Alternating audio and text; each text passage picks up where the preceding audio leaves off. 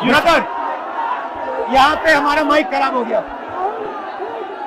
और public meeting करना मुश्किल है। जी बिल्कुल ठीक बात है। तो मैंने सोचा कि हम थोड़ा यूपी के बारे में बातचीत कर लें और आप अपना पर्सपेक्टिव हमें बताइए, हम आपको अपना पर्सपेक्टिव बताते हैं, थोड़ी डिस्कशन करते हैं। और ठीक बात है, ठीक बात है।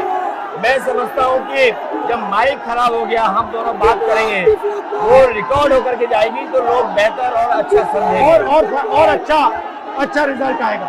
और क्योंकि सोशल मीडिया से वेल कनेक्टेड है तो सब लोगों को जानकारी मिल जाएगी कि हम और आप क्या बोल रहे हैं। यूपी जो 80 सीटें दे रहा है, इसमें 79 सीटें समाजवादी पार्टी, कांग्रेस, इंडिया गठबंधन जीत रहा है। एक जो क्यूटो है उसमें हम और आप लड़ाई में हैं।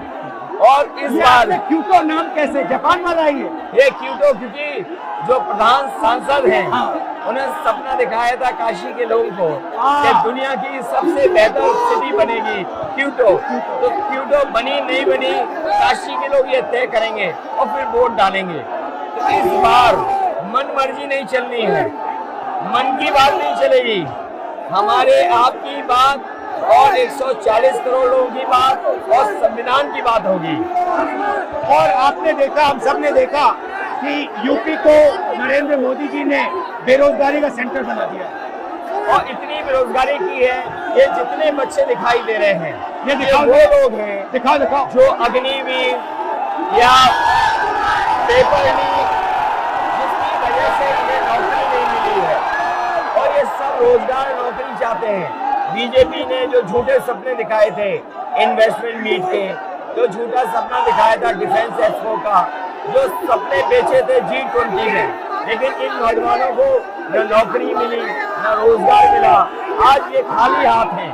तो इसलिए हमें और आप मिलजुल के जो आपने कहा, जो इंडिया गठबंधन कह रहा है कि 30 लाख बच्चों को नौकरी दी जाएगी, उस दिशा में हम लोग काम करेंगे। और पहली नौकरी पक्की स्कीम जिसके माध्यम से हर ग्रेजुएट को नौकरी का अधिकार, बेहतरीन ट्रेनिंग और बैंक अकाउंट में 1 लाख रुपए साल के। आपने नोट किया कि मोदी जी खटाखट बोलने शुरू कर दिए। ये आपके खटाखट के बाद वो रटारट खटाखट कर रहे हैं।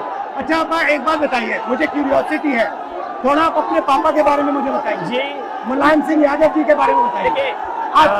आपने उनसे क्या सीखा? नेताजी और उनके साथ के लोग बिल्कुल जमीनी राजनीति करते रहे। हालांकि नेताजी कुश्ती, पहलवान और गांव के थे। करते हो कुश्ती? नहीं, मैं कुश्ती नहीं कर पाया जीवन में, क्योंकि मैं मिलिट्री स्कूल में चला गया तो कुश्ती नहीं कर पाया। लेकिन नेताजी इसीलिए धरती पुत्र बोले गए कि वो जमीन की बात को समझते थे। धरती पर जो लोग हैं उनकी क्या भावना है उसको लेकर के वो आगे बढ़ाना चाहते थे। और आपका इस क्षेत्र से और इस शहर से आज का लगाव नहीं है, न जाने कितने सालों पुराना लगाव है। जो इमोशनल कनेक्ट आपका इस शहर और शहर से है वो शायद और किसी राजनीतिक परिवार का नहीं होगा।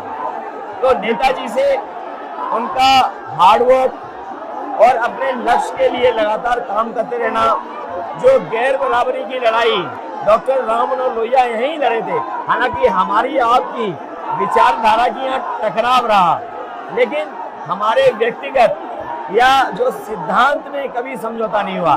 सिद्धांत को लेकर के हमने आपके साथ खड़े हुए और कई बार खड़े हुए, और आपकी भी पार्टी सिद्धांत से बहुत करीब रही समाजवादियों के। बट मुझे लगता है कि अब एक नई तरीके की पार्टनरशिप बन रही है, क्योंकि जो इस बार हमारा कोऑपरेशन है, शायद पहले ऐसा कोऑपरेशन नहीं हुआ। मतलब बिल्कुल सब जुड़ गए। सबसे अच्छा ये है कि जितना उन्होंने कहा 2 लड़कों की जोड़ी, उतना युवा आपसे, हमसे, इंडिया गठबंधन से और जुड़ गया। तो ये नेचुरल अलायंस है, और नेचुरल अलायंस इसलिए लोग महसूस कर रहे हैं कि वो चाहते हैं कि नौकरी और रोजगार मिले, नौकरी और रोजगार मिले। तो ये बड़ी भावना है कि हमसे आपसे ये यूथ कनेक्ट कर रहा है। सबसे बड़ी बात, महंगाई की चोट सबसे ज्यादा इन लड़कों को लगती है। हमारी थिंकिंग है और आपकी भी है कि ये जो 22-25 लोगों को नरेंद्र मोदी जी ने पूरा का पूरा धन पकड़ा है, उसको ठीक करने के लिए जो हमारे युवा हैं, माताएं बहनें हैं, उनको डायरेक्ट बैंक अकाउंट में पैसा देना है। देखिए, ये जो लोगों के पास पैसा पहुंचने से जो अर्थव्यवस्था को लाभ मिलेगा, मैं समझता हूँ इनका भाग्य भी बनेगा और देश की अर्थव्यवस्था ही बेहतर होगी। ये जरूरी स्कीम है कि इनके अकाउंट में पैसा पहुंचे, जिससे थोड़ा बहुत जीवन स्तर इनका भी अच्छा हो। नरेंद्र मोदी जी डिबेट से क्यों डरते हैं? क्योंकि वो सच का सामना नहीं करना चाहते। पूरा उनका झूठ का गुब्बारा है। वो बीजेपी और बीजेपी के लोग मन मर्जी से चलते हैं, अपनी मर्जी से चलते हैं और उनको लगता है कि डिस्कशन की कोई जरूरत नहीं है, क्योंकि वो सब कुछ जानते हैं। डेमोक्रेसी में जितना डिस्कशन होगा, जितने विचार एक दूसरे को हम सुनेंगे और एक दूसरे पे भरोसा करेंगे, उतना हमारा लोकतंत्र मजबूत होगा। ये बीजेपी के लोगों ने न केवल हमारी जान को खतरा पैदा किया है, बल्कि लोकतंत्र को भी और संविधान को भी खतरा पैदा कर रहे हैं। और इसका नतीजा दिख रहा है कि चाइना हमारी जमीन के अंदर आ गया, ये बेरोजगारी बढ़ती जा रही है, जो प्रोडक्शन होता है वो नहीं हो रहा है, और पूरा का पूरा एक्सटॉर्शन, ईडी, सीबीआई, ये लोग मतलब एक्सटॉर्ट कर रहे हैं। कई बार सुनने को मिल रहा है और सरकार स्वीकार नहीं कर रही है, लद्दाख की हमारी सीमाएं सुरक्षित हो गई, और अरुणाचल के आसपास या सीमा जो चीन से छू रही है वो बहुत असुरक्षित है। तो चीन से जहां हमारा सीमाओं का खतरा है, वहीं चीन से हमारे बाजार को भी खतरा है। तो कहीं ना कहीं हम लोगों को अपनी मैन्युफैक्चरिंग इकोनॉमी और मैन्युफैक्चरिंग इकोनॉमी को बढ़ावा देना पड़ेगा।